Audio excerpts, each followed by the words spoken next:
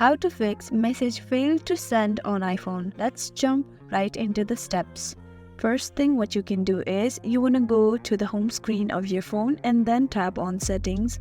You might have opened aeroplane mode, so what you can do is you have to turn it off. Even if the problem is happening, what you can do is you want to turn on the mobile aeroplane mode and turn it back off again after 3 to 5 minutes. After that, what you can do is you want to make sure that if the Wi-Fi is working properly and your cellular is working properly.